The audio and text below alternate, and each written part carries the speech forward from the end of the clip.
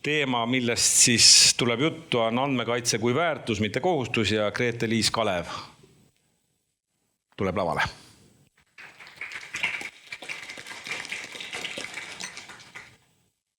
Esiteks, tere hommikust. Mul on väga hea meel, et teid on siia nii palju kogunenud, nii veebis kui koha peal.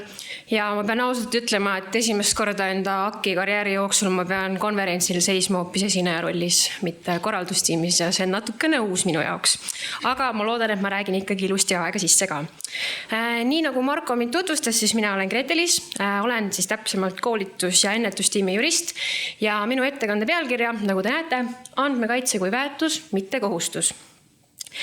Ja selleks, et me oleksime kõik ühel lainel, ma tegelikkuses sooviksin tuua korraks teile silme ette isikuandmete mõiste ja hiljem vaatame ka põhimõtteid natukene.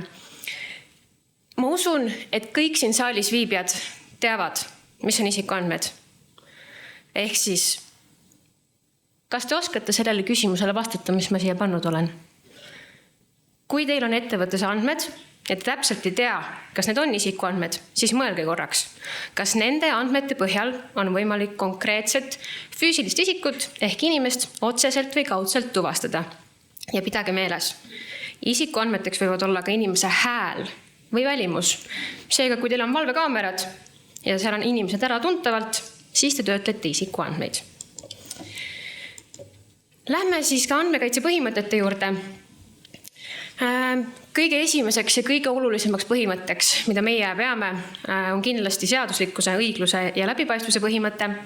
Ehk siis isikuandmete töötlemiseks peab alati olema õiguslik alus. See tähendab seda, kui teile tuleb teie juurde klient, kui te hakkate kedagi värbama, mõelge läbi, mis on see õiguslik alus, mille jaoks te neid isikuandmeid töötlete ja kogute. Kui seda ei ole, siis isikuandmete töötlemine lubatud ei ole.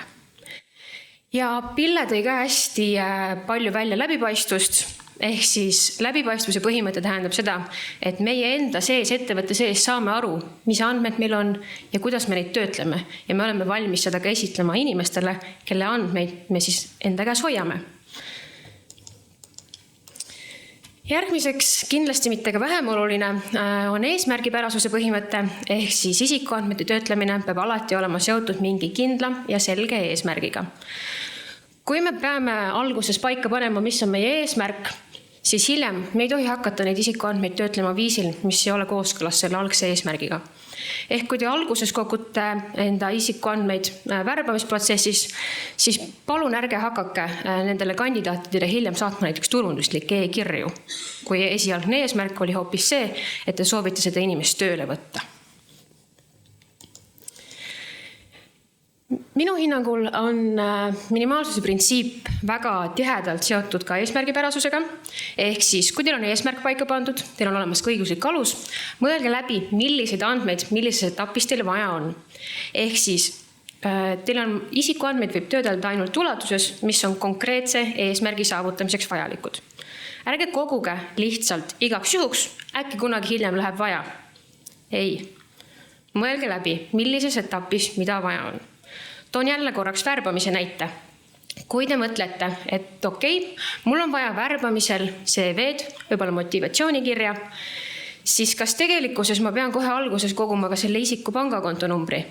Või on see alles hiljem vajalik, kui ma hakkan reaalselt töölepingut sõlmima? Mina arvan, et see võib-olla on alles hiljem vajalik.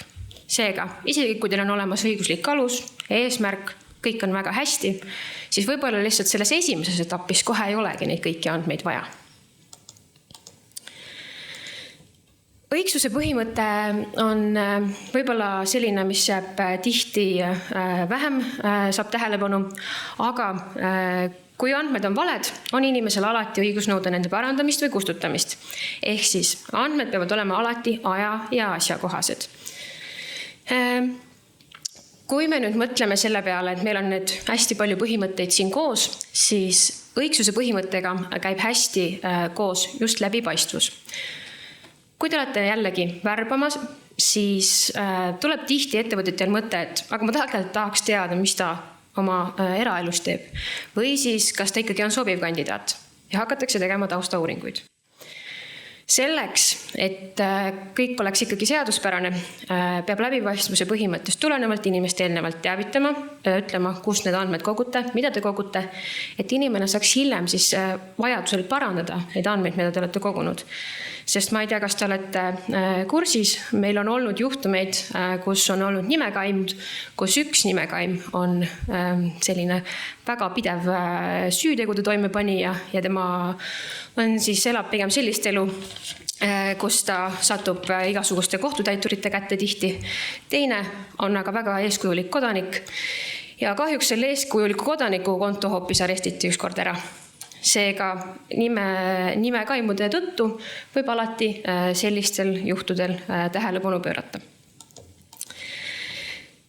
Säilitamise piirang.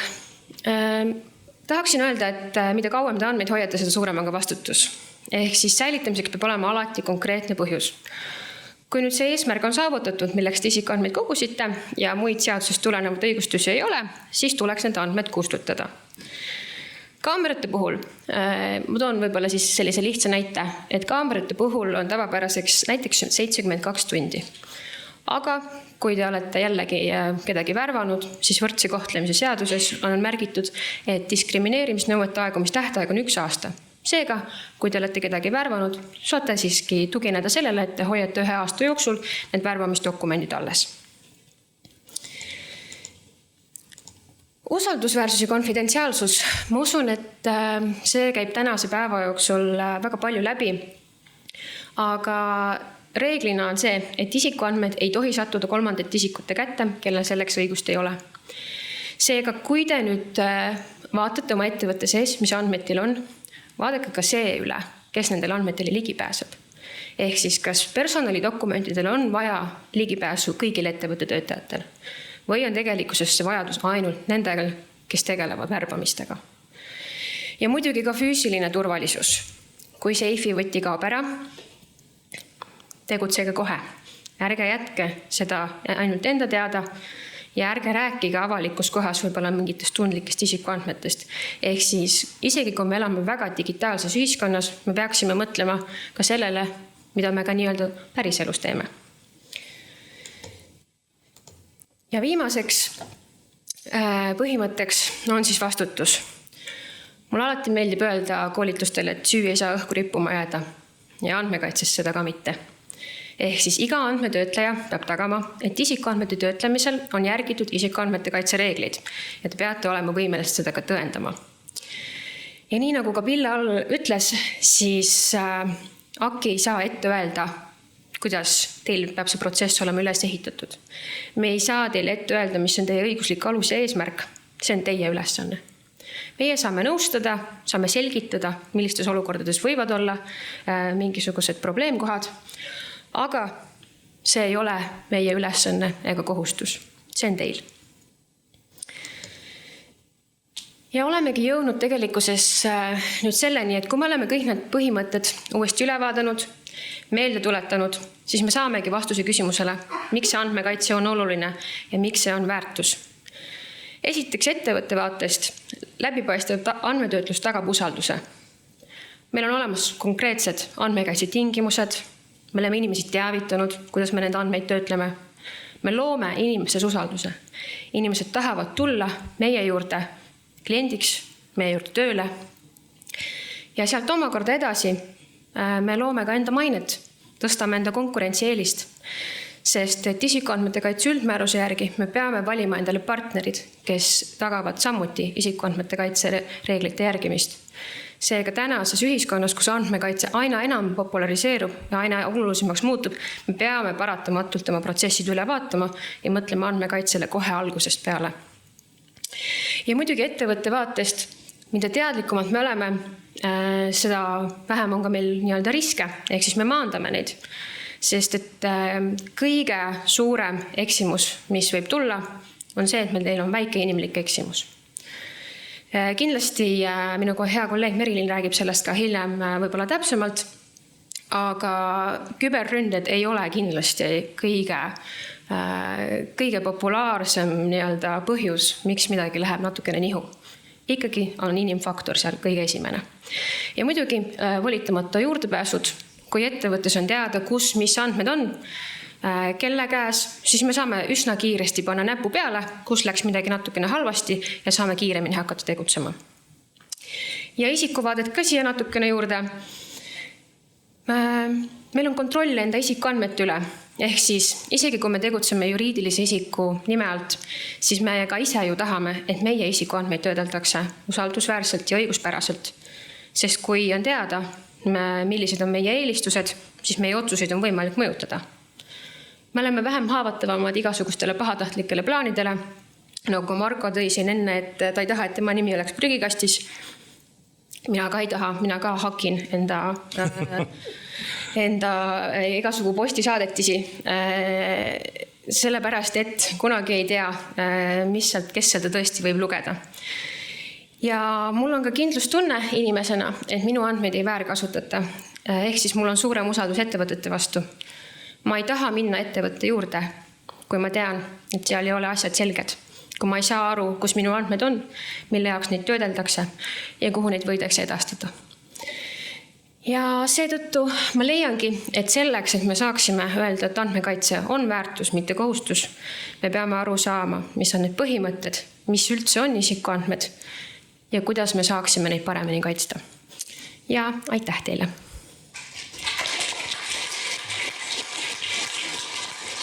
No, ma küsin ühe küsimuse ka, kui paljud ettevõtted nagu saavad aru või tunnevadki uhkust selle üle, et meil on selline väärtus nagu andmekaitse, et ma tõesti ei säilita neid asju kauem ja teen kõik nagu olema peaks, et inimesed saaksid aru, et ma olen nii usaldusväärne ettevõte. Ma kujutan ette, et paljud töötajad hindavad seda ka kõrgelt. On selliseid, et ma tahan olla eeskujulik andmetega tegeleja ettevõte. Absoluutselt. Minu meelest viimasel aastatel on tulnud välja just koolitusi tehes, et ettevõtted tahavad rohkem teada saada andmekaitse kohta, nad tahavad paremini mõista, kuidas peaks tegutsema, sest neid on natukene võib-olla heas mõttes ära hirmutatud igasuguste trahvisummadega. Meediaga, et kui midagi juhtub, siis see kohe läheb ju, tuleb ajakirjanduses ka mingi uudis sellest. Ehk siis võib-olla on ka see selline hirm või siis kui on midagi juba juhtunud, siis peale seda tekib see hirm, äkki juhtub veel. Ehk siis absoluutselt koolitustel mina küll vähemalt näen seda, et see nälg teada saada on väga palju kasvanud viimase aastaga. No seda on rõõm kuulda, aga suur aitäh, Grete-Liis Kalev!